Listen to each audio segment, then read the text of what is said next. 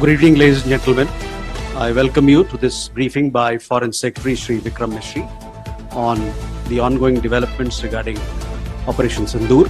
We also have with us Colonel Sophia Qureshi and Wing Commander Vyomika Singh for this briefing. With that, I hand over the floor to Foreign Secretary. Sir.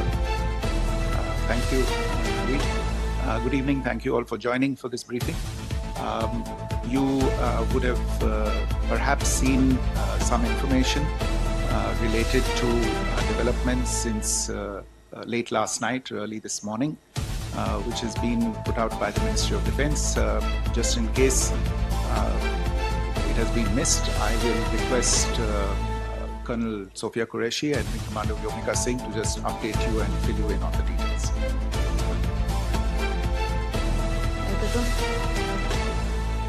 Operation Sindoor पर 7 मई 2025 को हुई press conference के दौरान भारत ने अपनी प्रतिक्रिया को केंद्रित, संतुलित और गैर उत्तेजक बताया था। यह विशेष रूप से स्पष्ट किया गया था कि पाकिस्तानी सैन्य ठिकानों को निशाना नहीं बनाया गया। साथ ही दोहराया गया कि भारत में किसी भी सैन्य लक्ष्य पर हमले का उचित जवाब दिया जाएगा। 7 से 8 मई 2025 की रात को पाकिस्तान ने उत्तरी और पश्चिमी भारत में स्थित कई सैन्य ठिकानों को, जैसे कि अवंतीपुरा, श्रीनगर, जम्मू, पठानकोट, अमृतसर, कपूरथला, जालंधर, लुधियाना, आदमपुर, भटिंडा, चंडीगढ़, नाल, फलौदी, उत्तरलाई और भुज पर ड्रोन और मिसाइलों से हमला करने का प्रयास किया। इन हमलों को इंटीग्रेटेड काउंटर यूएस ग्रिड और वायु रक्षा प्रणालियों द्वारा निष्क्रिय कर दिया गया। इन हमलों का मलबा कई स्थानों से बरामद हुआ, जो कि पाकिस्तानी हमलों का प्रमाण है। On the night of 7th May 2025, Pakistan attempted to engage a number of military targets in northern and western India using drones and missiles. These places included Avantipura, Srinagar, Jammu, Pathankot, Amritsar, Kapurthala, Nal, Jalandhar, Ludhiana, Adampur, Bhatinda, Chandigarh, Falodi, Uttarlai and Bhuj. These were neutralized by the integrated counter unmanned aerial system and other air defense systems. The debris of these attacks is now being recovered from a number of locations that prove the Pakistani attacks. आज सुबह भारतीय सशस्त्र बलों ने पाकिस्तान के कई स्थानों पर वायु रक्षा रडार और प्रणालियों को निशाना बनाया। भारत की प्रतिक्रिया समान क्षेत्र में समान तीव्रता के साथ की गई। यह विश्वसनीय रूप से ज्ञात हुआ कि लाहौर में स्थित एक वायु रक्षा प्रणाली को निष्क्रिय कर दिया गया। Today morning, Indian Armed Forces targeted air defense radars and systems at a number of locations in Pakistan. Indian response has been in the same domain with the same intensity as Pakistan. It has been reliably learnt that an air defense system at Lahore has been neutralized. Pakistan ने नियंत्रण रेखा पर आकरण गोलीबारी की तीव्रता बढ़ा दी है, जिसमें कुपवाड़ा, बारामूला, उरी, पुंछ, मेंढर और राजौरी क्षेत्रों में मोर्टार और भारी तोपखाने का इस्तेमाल किया जा रहा है। Pakistan has increased the intensity of its unprovoked firing across the line of control using mortar and heavy calibre artilleries in areas in Kupwara, Baramulla, Uri, Poonch, Mendhar and Rajouri sectors in Jammu and Kashmir. 16 innocent lives have been lost, including 3 women and 5 children due to the Pakistani firing. Here too, India was compelled to respond to bring mortar and artillery fire from Pakistan to a halt. Indian Armed Forces reiterate their commitment to non-escalation, provided it is respected by the Pakistan military. Jai Hind.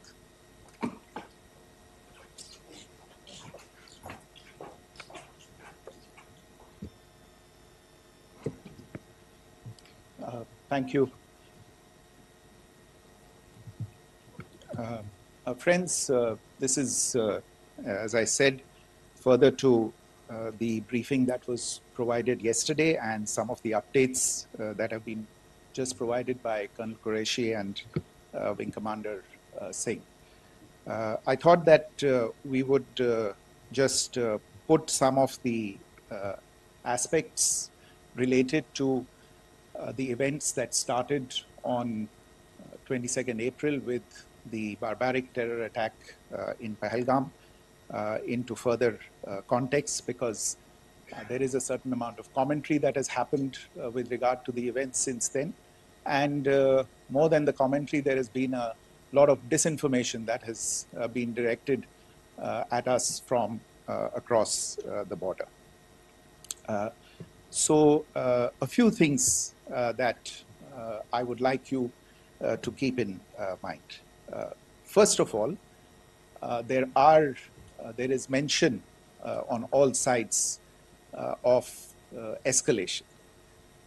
I think the first point that you have to keep in mind is the attack of 22nd April in Pahalgam is the original escalation. ये जो सिलसिला है जो हम देख रहे हैं आज की घटनाओं को लेके, ये 22 अप्रैल के पहलगाम के हमले से शुरू हुआ है.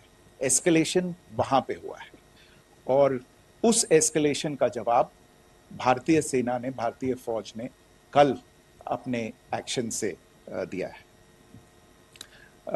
Secondly, I want to invite your attention to the involvement of the group calling itself the Resistance Front in these attacks. I pointed this out yesterday that this is a group that is a known front for the well-known Pakistan-based terrorist organization, Lashkar-e-Taiba. The group has been reported earlier. I mentioned to you about the Indian authorities providing information to the UN-1267 Sanctions Monitoring Committee. And in fact, we are going to be meeting with the team again very soon, and we will be providing an update to the information that we have provided earlier. But what is interesting, दिलचस्प बात यह है कि संयुक्त राष्ट्र की सुरक्षा समिति में जब पहलगाम के हमले को लेके एक प्रेस वक्तव्य जारी करने की बात चल रही थी, तो आप सोचिए किस देश ने टीआरएफ का, द रेजिस्टेंस फ्रंट का उसमें मेंशन किया जाना, उसको अपोज किया, पाकिस्तान ने. This was after the fact that the TRF claimed responsibility for this attack not once but twice within a few hours after the incident on the 22nd of April, and then again on the morning of 23rd April. And it is perhaps only after the full gravity of the incident was realized by its masters and handlers across the border that it was managed to back off from this claim. Obviously, that retraction doesn't convince anybody. तीसरी चीज जो मैं आपसे कहना चाह रहा था, और कर्नल कुरैशी और विंग कमांडर सिंह ने कल भी बड़े स्पष्ट शब्दों में और आज भी आपसे ये बात साझा की है. जो भारतीय रिस्पॉन्स है वो नॉन एस्केलेटरी है, प्रिसाइज है, सटीक है, मेजर्ड है और कंसिडर्ड है. Our intention has not been to escalate matters. We are only responding to the original escalation, as I said, and our response has been targeted, precise, controlled and measured. Only military, no military targets have been selected. Only terrorist infrastructure in Pakistan has been hit. Now, there are, as I said, a number of issues that have been raised in commentaries, and there's a lot of, as I said, unfounded disinformation and fabrication that has come from across the border. And I would just like to use this opportunity to set the record straight on some of these issues. The first of these is Pakistan trying to wash its hands off any and all involvement with terrorism. I think the Pakistani information minister said there are no terrorists in Pakistan. And I think he was challenged on that in the television program that he was appearing on. But even if I partially repeat myself from yesterday, I think Pakistan's reputation as the epicenter of global terrorism is rooted in a number of instances where concrete evidence is available, not just to India, but to governments and authorities and agencies around the world.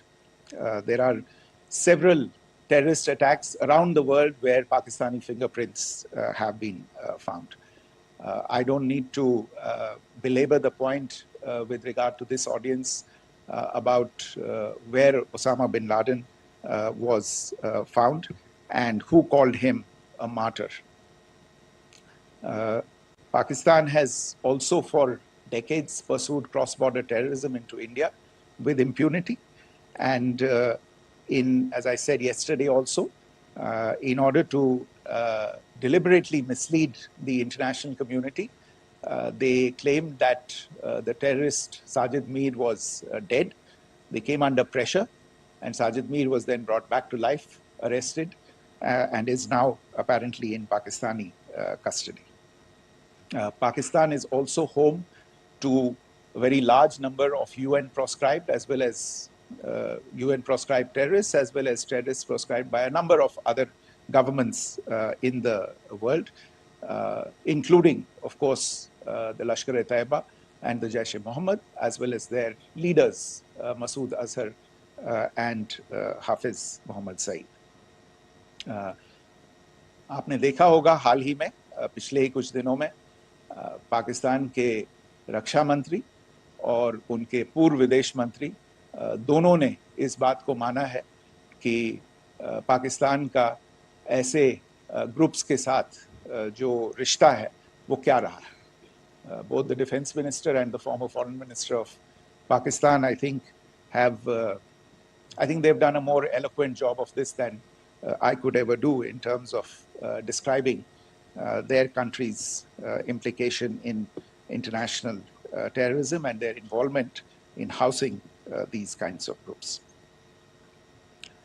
दूसरा जो विषय है वो है पाकिस्तान का जो एक दावा है कि एक इंटरनेशनल impartial investigation होना चाहिए, एक joint investigative committee होनी चाहिए. These calls for jointly investigating this heinous and barbaric attack in Pahalgam. Again, I think you know the history well on this. You know the track record well, and it is not a bright track record insofar as Pakistan is concerned.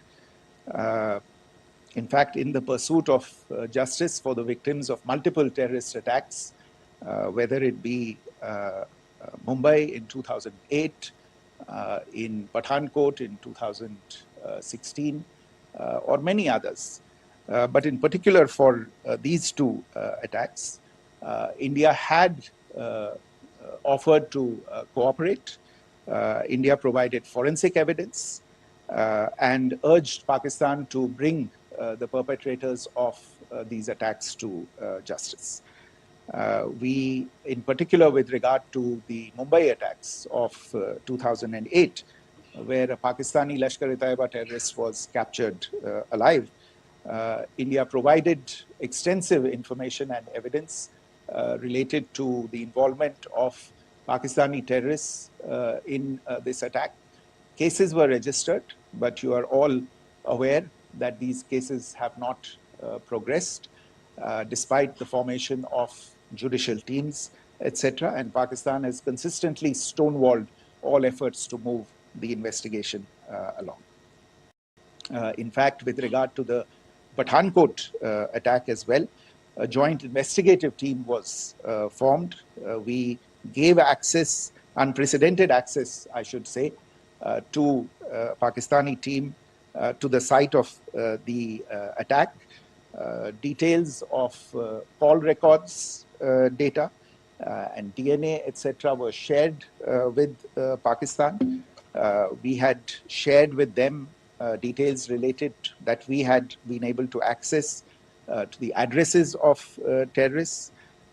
We presented evidence against the office bearers of Jaish-e-Mohammed who had conspired in the attack, and the handlers of the terrorists who facilitated them and guided them in. But there has been no movement on this. So in all of this, I think the experience has not been positive, and it certainly doesn't give us the confidence now to take at face value Pakistani assertions of wishing to participate in a joint investigation. These are just delaying tactics. These are just stonewalling tactics. And in fact, there is reason to believe that Pakistan uses the evidence that we provide only to cover its tracks and, in fact, defend the terrorists who we are looking for and obstruct the path of investigation. A third point that I wanted to address was the claim that only civilians were killed in the strikes on the 7th of May. We have made the point very clearly that all attacks on the morning of 7th May were against carefully selected terrorist infrastructure, terrorist targets. It is not clear to us, in fact, seeing some of the coverage of the after effects of these strikes, including the funerals for the terrorists that are held yesterday. I think a lot of you have seen the reports and the coverage on media. If only civilians, if any civilians were killed in these attacks, I wonder what message this picture actually sends to all of you. This is a question that is worth asking. It's also odd that the funerals of civilians are carried out with the coffins being draped in Pakistani flags and state honors being accorded. As far as we are concerned, the individuals eliminated at these facilities were terrorists. Giving terrorist state funerals may be a practice in Pakistan. Doesn't seem to make much sense to us. Pakistan has also claimed that India deliberately attacked religious sites. This is completely false again. I have made it clear that the targets were terrorist infrastructure, terrorist facilities, and locations connected clearly with incidents of cross-border terrorism into India. And it is in fact Pakistan that is misusing religious sites as a cover to in fact radicalize, direct and indoctrinate and train terrorists. In fact, contrary to what Pakistan is claiming, yesterday Pakistan launched a targeted attack on the Sikh community in the state of Jammu and Kashmir, hitting Gurdwara in Poonch and the homes of Sikh community members, which came under attack. And we know that at least 3 individuals were killed in that particular attack. Pakistan is also making attempts to, in fact, just to add to this point, the retaliatory action that Pakistan has taken in fact is impacting civilians. I showed you the picture of the Gurdwara and the Sikh community members who were killed in this. There are other civilians also who've been killed and injured in these attacks. In fact, since yesterday morning, a total of 16 civilians have been killed and 59 others have been injured in the attacks by Pakistan. Not only this, Pakistan is also making attempts as part of its disinformation campaign to paint our action with regard to cross-border terrorism through the communal angle. If that is the issue, then I think I can do no better than to cite or point you in the direction of the Pakistan Army Chief's speech of 16 April 2025. I think that is the last word in communal rhetoric. And in the Pahalgam attack itself, you are aware of the kind of religious profiling that was done there. And perhaps there is a linkage between these two events. I can only say that these nefarious designs will not be allowed to succeed in India. And it is to be noted that people from all faiths, all religions, all regions in India have unequivocally, not just in India but around the world, have condemned these attacks. The Pakistani claims of now responding to India's strikes of the 7th of May. As I said right at the outset, it is India which is responding. The original escalation was by Pakistan on the 22nd of April. We are the ones who are responding to that escalation with the action that was taken yesterday morning. And again, I would like to emphasize that the action was restrained.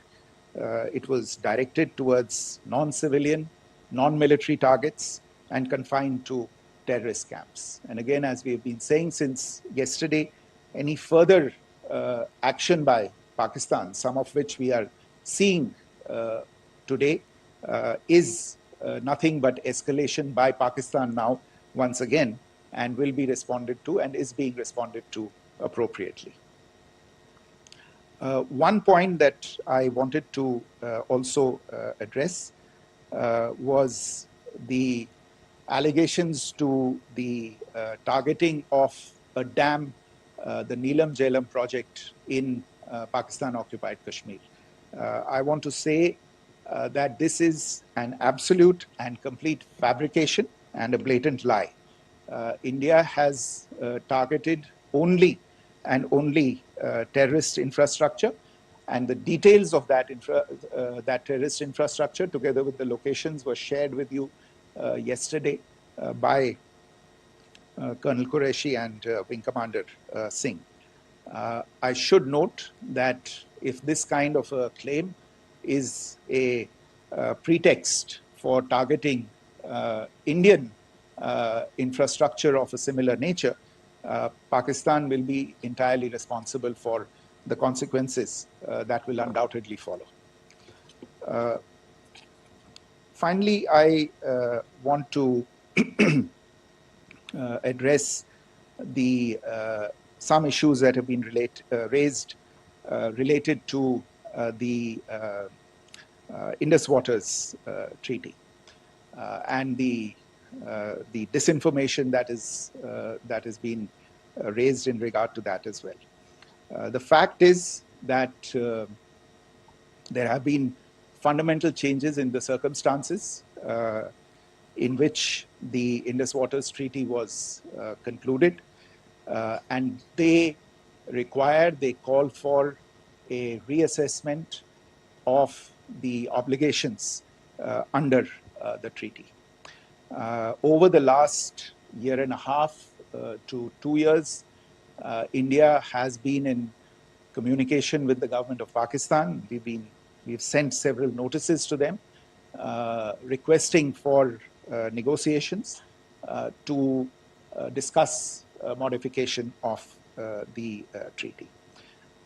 India has for 6+ decades now honored the treaty, even during periods when Pakistan imposed multiple wars on us, and even when relations were adversarial. Pakistan is the one that has been acting in violation of the treaty, deliberately creating legal roadblocks in India exercising its legitimate rights on the western rivers.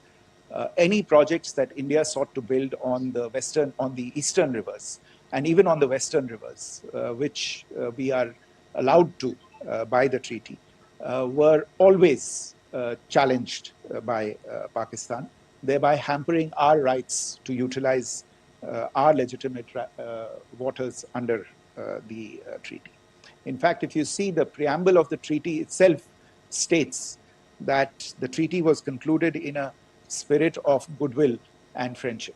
Mark those words, concluded in a spirit of goodwill and friendship. ये भारत का धैर्य और भारत की सहनशीलता है जो 65 साल से हम इतनी प्रोवोकेशन के बावजूद इस ट्रीटी को निभा रहे हैं. However, as has been made clear earlier as well, Pakistan has not responded to our requests to enter into negotiations for a reassessment of the obligations under the treaty. A number of conditions have changed. This is a treaty that was based on the engineering techniques of the 50s and the 60s. We are living through the first quarter of the 21st century. Technological changes and technological advancements have to be taken into account. There are demographic changes. There are climate changes that have taken place. There is the imperative of clean energy. And of course, the terrorism that Pakistan has wreaked in the state of Jammu and Kashmir itself has hampered India's ability to exercise its rights under the treaty. Pakistan's persistent refusal to respond to our requests to enter into government-to-government negotiations on the modification of the treaty is, in a sense, itself a violation of the treaty. And therefore, India has taken the step of putting the treaty in abeyance until Pakistan abjures irrevocably its support for cross-border terrorism. Maybe I'll stop there. I mentioned earlier yesterday as well that this is an evolving situation. I would therefore ask all of you to be considerate and restrained. It will not be possible for us or my colleagues from the armed forces to share operational details at this point in time. Beyond that, if you have any questions, may I have time for only a few, and I'll try to answer those questions. Okay, I give the floor to Rishabh. Secretary, good evening. This is Rishabh from Times Now. I just wanted to understand, as per the press release that has been released earlier today, it says that we have successfully hit at the air defense of Lahore. Does it give our forces a better chances if in case of further escalation? And are there other air defense places as well at strategic location that were targeted? Rishabh, you are violating the first rule that I set out at the end of my remarks. The press release that has been issued by the Ministry of Defense today speaks for itself. It is related to operational matters. It's been released by the Ministry of Defense. As more information becomes available, it will be released at the appropriate time. Once again, please don't go into operational details at this point in time, because this is a constantly evolving situation. Yeah, go ahead.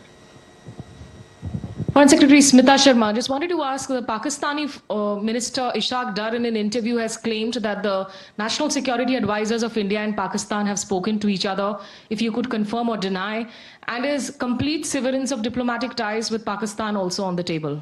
I have no information with regard to contacts between the two national security advisors. Insofar as diplomatic relations are concerned, you've seen the steps that were announced in response to the following the meeting of the Cabinet Committee on Security on the 23rd of April. There are no further steps that are under consideration at this moment in time. Here, go ahead. Foreign secretary, मेरा नाम मनीष है, मैं TV9 Bharatvarsh से हूं और आपने खुद ही बताया कि कितना मिस इन्फॉर्मेशन क्रॉस बॉर्डर से आ रहा है, बल्कि ऐसा लग रहा है जैसे पाकिस्तान के प्राइम मिनिस्टर और डिफेंस मिनिस्टर तक भी प्रोपेगेंडा करने में मिस इन्फॉर्मेशन में आ गए हैं। वो कई बार तो ये तक दावा करते हैं कि हम 3 राफेल हमने गिरा दिया, इतने हमने मिग गिरा दिए, और जब उनसे पूछा जाता है तो वो कहते हैं कि सोशल मीडिया में हमने ये सब चीज़ें देखी थी। तो अगर आधिकारिक तौर पर अगर आप कुछ कह सकें इस पर, ताकि उन्हें भी समझ में आए कि इस तरह के प्रोपेगेंडा नहीं चलने वाला है। देखिए, जब सही समय होगा तो आधिकारिक तौर पे इसके बारे में सूचना दी जाएगी, लेकिन जो आपका प्रश्न है कि प्रधानमंत्री और उप प्रधानमंत्री और विदेश मंत्री, उनके रक्षा मंत्री इस तरह की बातें कर रहे हैं, तो इसमें अचरज की कोई बात नहीं है। आखिरकार ये एक देश है जिसने अपना इसका जन्म लेते ही झूठ शुरू हो गया था। 1947 में जब पाकिस्तानी फौज ने जम्मू कश्मीर पे दावा बोला, तो उन्होंने किसी ऐसे वैसे व्यक्ति से नहीं, संयुक्त राष्ट्र से झूठ बोला कि हमारा कोई लेना देना नहीं है इससे, ये लोग जो गए हैं वो तो कबायली हैं। वो तो जब हमारी फौज वहाँ पे पहुंची और UN के लोग, संयुक्त राष्ट्र के लोग खुद वहाँ पे पहुंचे, उन्होंने देखा कि वहाँ तो पाकिस्तानी फौज घुसपैठ करके आ गई है, उसके बाद पाकिस्तान को मुंह की देखनी पड़ी और उनको मानना पड़ा कि हाँ, उनकी फौज वहाँ पे कुछ समय से पड़ी हुई है। तो ये जो यात्रा है एक तरह से 75 साल पहले शुरू हो चुकी है, तो I am not surprised that this kind of disinformation is being indulged in. Yeah. Siddhant. So Siddhant from Beyond. So we have seen a lot of negative comments coming from the Pakistani military of escalation. If tomorrow there is an escalation, there are strikes, we know one attempt has been thwarted, what will be the Indian response to those attempts of creating more escalation? Because it is looking like it's going towards more escalation. And my second question is, are any other world powers, essentially the P5 countries, the West Asian countries, reaching out to de-escalate the current situation? Look, on escalation, we've already made our stance clear. I mean, there are two basic points. First of all, it is Pakistan that escalated on the 22nd of April. We are only responding to that escalation. And then what we have said yesterday and what my colleagues have said today, that now if there is an attempt at further escalation by Pakistan, it will be responded to in an appropriate domain. And therefore, the choice is entirely that of Pakistan to make. As to your second question, I don't think I can do better than to point you in the direction of the statements that are being made from practically every chancellery in the world and the sentiment that they are carrying. That sentiment essentially and for the major portion is support for the government of India in the context of the condemnation of the terrorist attack in Pahalgam on the 22nd of April. There is wide recognition of the government of India's right to respond to these attacks in self-defense, and of course a desire to ensure that there is not further escalation. I think these statements speak for themselves. Yeah. Sir, this is Mausami from India Today. Now, in the all-party meeting, we have learned that the defense minister has said that, in the Operation Sindoor, almost 100 terrorists were killed. Would we have any details about what is the number like, and also about if there were any big faces, masterminds, terrorist masterminds who were in fact killed? There is also a report that Masood Azhar's family's 10 members have been killed, and Azhar, who was actually the mastermind of Pulwama, he's also been badly, severely injured. I don't have information at this point in time to share with you on these issues. But as I said, I think, there is so much information out there on television, in the news media, in social media, that it sometimes looks like a long time has passed since this. Please understand that slightly over 36 hours only have passed since this operation was undertaken. Let us have some patience. Information will come out and will be shared in due time. Shruti. Thank you, Foreign Secretary.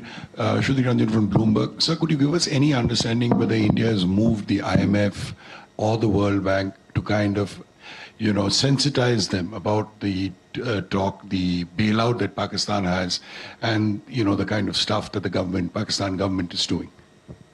Look, we have an executive director at the IMF. Tomorrow there is a meeting of the board of the IMF, and I'm sure that our executive director will put forward India's position. The decisions of the board are a different matter. The process through which they are made. But I think the case with regard to Pakistan should be self-evident to those people who generously open their pockets to bail out this country. And since you are from Bloomberg, I think you would have the data on how many IMF bailout programs have been, very good, thank you, have been sanctioned in the space of the last 3 decades. And I think you would also have an idea of how many of those programs have actually reached successful conclusion. Probably not many. So I think this is a decision that board members have to take by looking deep within themselves and looking at the facts. So we can, one last question, sir. Yeah. One last question. Foreign Secretary, I'm Siddhant from CNN News 18. I would like to know, since it's an opportunity to speak to you, I would like to know the response coming from United States since last 3 weeks. Saudi Arabia, Qatar. In fact, Prime Minister Modi spoke to Qatar before the strikes that evening. Perhaps how do you read the support coming from these countries? Perhaps traditionally they were seen on the other side. This time around, their statements are strong worded. In fact, India-Saudi joint statement also had a very strong condemnation, strong worded condemnation. United States at all levels have condemned the attack and have extended support. In fact, Saudi Deputy Foreign Minister is in India. He just met EMS Jaishankar. Also, if you could shed some light on his visit, his meeting with EMS Jaishankar. In fact, we have also been told that he met Prime Minister Modi. Thank you. Look, all the countries that you named and many others, we have been in touch with them. The Prime Minister has spoken to a large number of world leaders. A large number of world leaders have called him, as have called the External Affairs Minister. As we speak, there are conversations going on today as well with world leaders. And your assessment or conclusion of the general tenor of these messages is very much on point. And I think this is a recognition of the fact, firstly, of the barbaric nature, the unprecedented nature and character and features of the attack in Pahalgam, and a recognition of India's right to respond to this, and also a recognition of the fact that in responding, we have been nothing but responsible, and have done so in a restrained, in a measured, and in a non-escalatory manner. I think that counts for something. People have taken that into account, and that is what is explaining the kinds of reactions that we are seeing. And we appreciate the sentiments and the statements that have been made by the vast majority of world leaders. Yes, the Saudi Minister of State for Foreign Affairs is in Delhi. He had a meeting with the External Affairs Minister earlier today. I don't have further details at this moment, but if there are details, the ministry will share them at some point with you. Thank you. I think that's all we have time for today. We'll join you again soon.